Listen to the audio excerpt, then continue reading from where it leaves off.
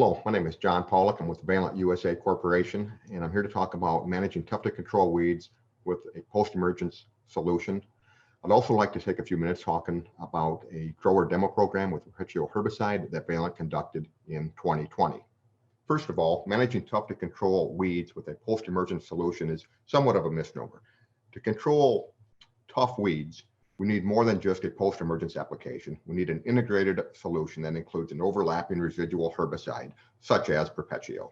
In the way of background, there are two very important weeds that have plagued Midwestern and Southern soybean farmers: Palmer amaranth and common water hemp.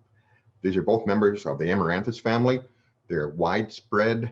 They have widespread resistance to glyphosate, ALS chemistry such as Pursuit, post-applied PPO chemistry such as Cobra and Reflex, and also resistance to many other chemistries to a lesser extent.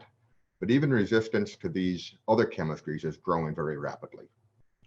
Both Palmer amaranth and common water hemp have very aggressive growth habits, and this leads to them competing very effectively with soybeans for light, water, nutrients, and space. Another common characteristic of these two important weeds is they are prolific seed producers. They can produce up to 500,000 seeds per plant, and this is very problematic the next growing season when the weed seed bank allows many germination flushes and very dense canopies of these weeds to compete with the soybean crop. These plants are both dioecious, meaning they have male and female plants. And the importance of this is that it leads to very widespread genetic variability within this population. And therefore, it allows these species to adapt to different chemistries and different environmental stresses very rapidly. One of the adaptations these two weeds have adapted to is very long germination windows. And this is very problematic for a soybean grower. To illustrate this, I have two charts. The one on the left is for woolly cupgrass, and this shows a very narrow germination window. So woolly cupgrass will basically germinate within a 2 to 3 week period in the spring. So if the grower applies an effective herbicide program before woolly cupgrass germinates, it only lasts 3 to 4 weeks, it will control that entire flush of woolly cupgrass. But if you contrast that with water hemp or Palmer amaranth, which have very long germination windows, you need at least 8 to 10 weeks of residual weed control. And herbicides that generally provide this length of control also have rotational issues. So the solution is Perpetuo herbicide. Perpetuo is a premix of fluorochloric pentyl and peroxysulfone.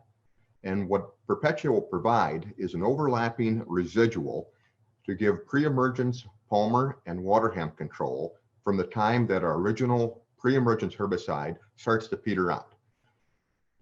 The flumochloric in Perpetuo will add added burn down to the post product, such as glyphosate, glufosinate, dicamba, or 2,4-D choline. And this is all predicated on what traded system the grower is using. The peroxysulfone in Perpetuo will provide the overlapping residual of amaranthus species, annual grasses, and many other small-seeded broadleaf weeds.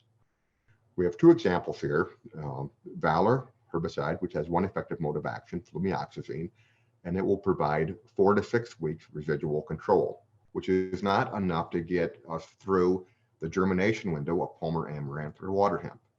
So when the glufosinate, glyphosate, dicamba, or 2,4-D application is made mid-season, when Perpetuo is added, it gives a boost to the residual control that will get the crop to canopy. A better option is using fierce herbicide, which has 2 effective modes of action on amaranthus species, will give us 6 to 8 weeks residual control.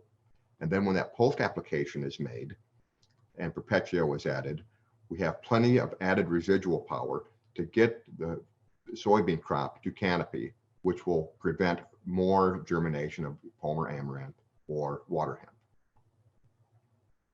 This is a couple of things. Number one, it reduces late season competition.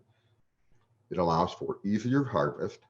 And lastly, it helps to manage next year's weed seed bank by preventing these newly emerged or about to emerge weeds from maturing.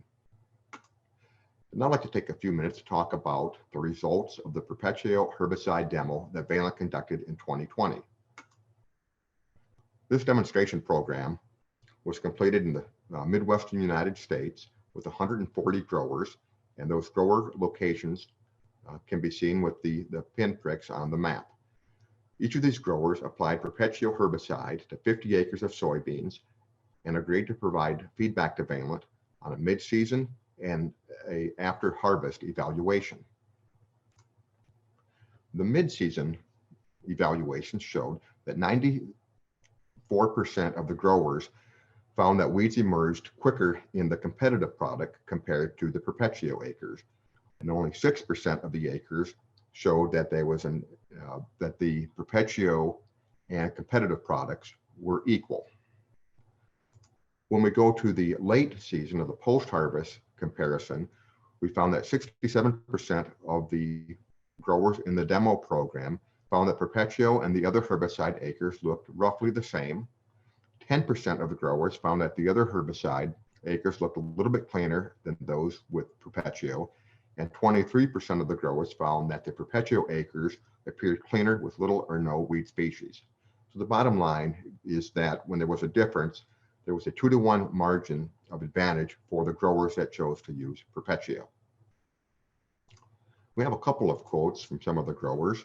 South Dakota grower stated that weed control with Perpetuo herbicide was excellent. There were a handful of escapes on the control acre or the acres where the competitive product was used. A Louisiana grower said that the initial burn of the beans was an eyesore, but eventually the damage went away and it did not impact the yield. And lastly, had an Iowa grower stated, I want options to keep water hemp under control. I had the best soybean yields this year, 6 to 8 bushels, more than the previous record. We also have some testimonials from growers that would like to share their opinions firsthand of their experience using Perpetuo in their fields in 2020. Kevin Martin, West Central Indiana. I farm with my wife and 2 sons. We grow corn and soybeans. And last summer I was able to use some Perpetual herbicide on 50 acres on a post-emergence situation. I used far less product, which freed up space on our semi-trailer because we typically use 4 to 5 different products in that pass, and it just works out better for space that we don't have to haul as much product. Hi, my name's David Shipman. I farm in southeast Iowa, grow corn and soybeans. Recently had a chance to try some Perpetuo in my soybeans. What I really liked about it was it held the water hemp down, especially late in the season. It was clean as a ribbon and looked great. So in summary, the Perpetuo demonstration program in 2020 showed that Perpetuo added a valuable tool to soybean growers in an integrated approach to help manage Palmer amaranth and water hemp. To learn more about Perpetuo, please see valent.com/commodity classic. Thank you very much.